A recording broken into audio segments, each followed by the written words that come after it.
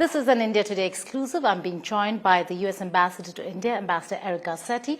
Welcome to India. Welcome again, because you've been here many times before. You come at a very opportune time. This is going to be at a time when Prime Minister Narendra Modi will set off for the United States of America for his first state visit. What's the flavor of the visit? Well, I think more than anything, the visit will reflect the warmth between our people.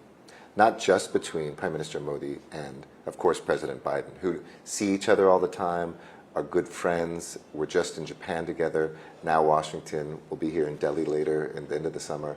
But I think it's the warmth of the people. It's the natural ties that we have that have really developed over a couple decades now, drawing our people closer together and now our governments closer together on everything from defense and a strategic partnership to our economy, to our people, and our work to protect this planet.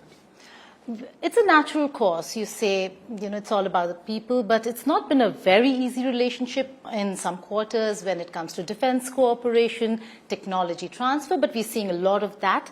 Among the deliverables, we're seeing the GE 414 jet engine that would be a part of the deliverable in terms of cooperation as also technology transfer. Do you see the Congress back Biden administration on this front? Absolutely. In a country where oftentimes we're too divided in the United States on too many small things, this big thing unites us. Republican, Democrat, the House, the Senate, and the President are united about India being a close and closer friend, that this is a relationship between people, not just between states. And it actually hasn't been difficult. I've been here just 2 months, but I've watched from decades ago where there was really no close relationship between our governments to now, where my honest answer is we're leaning in more closely with technology, more closely with weapon systems, more closely with training and exercises than sometimes our longtime allies. So it really is that we see an Indo-Pacific future together.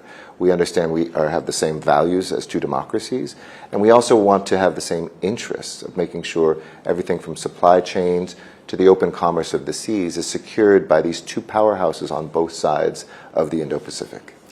We've seen a lot of trouble on the domestic front in the United States of America when it comes to really getting people together from both parties, both quarters.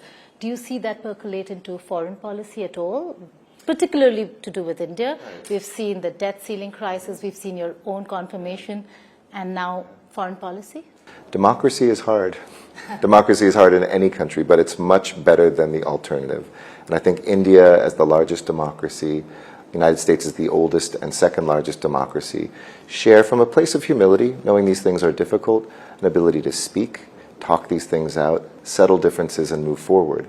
We can sometimes seem divided in the United States, but we just have an announced accord on the debt ceiling. The last 2 years, we've had the most productive legislative sessions in my life on everything from CHIPS Act to allow us to be competitive and make sure that future technologies are secured by democratic countries, to the largest investment in climate change, combating with the IRA, which was our ability to be able to go in and to invest in future fuels, reduce the suffering that people have today from climate change. So I'm quite optimistic, not just about our ability to get things done in America, but this relationship unites Americans. I think all Americans know that India and Indians are close to us as a people and a country, and that the strength, the mind, the hearts of these two countries together will be an unstoppable force for good, for peace, for prosperity, for our planet, and for our people. Let's talk about a few concerns, two concerns primarily, beginning with China.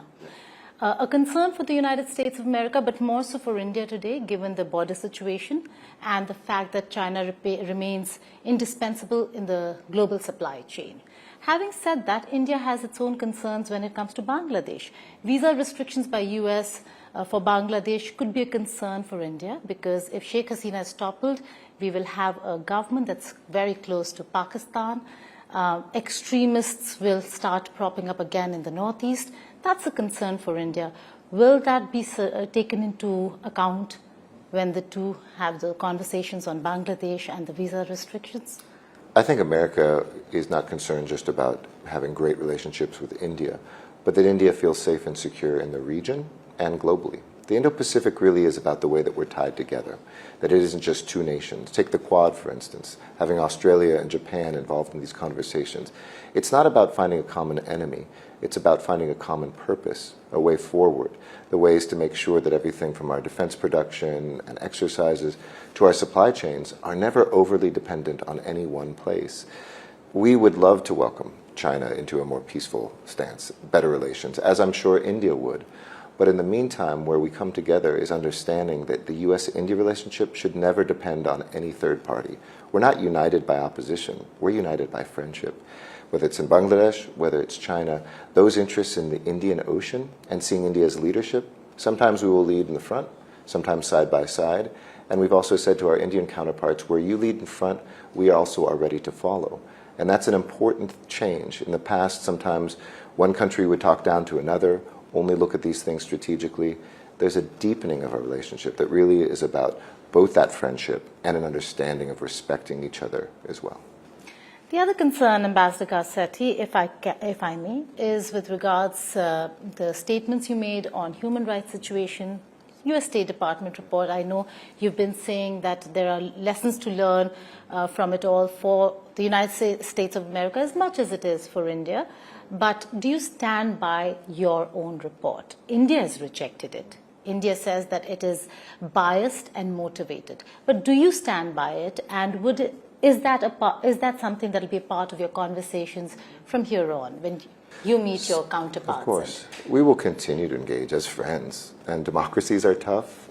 We come from a place of humility, where I see, as a mayor of a big city for 10 years, we have hate crimes, we have religious hatred that happens.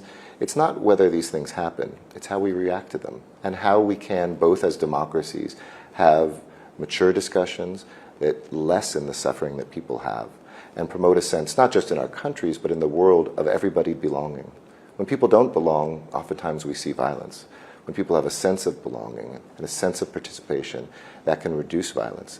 So this independent report comes out each year, points out not just some of the things that have gone wrong, but also the good reactions to bad things.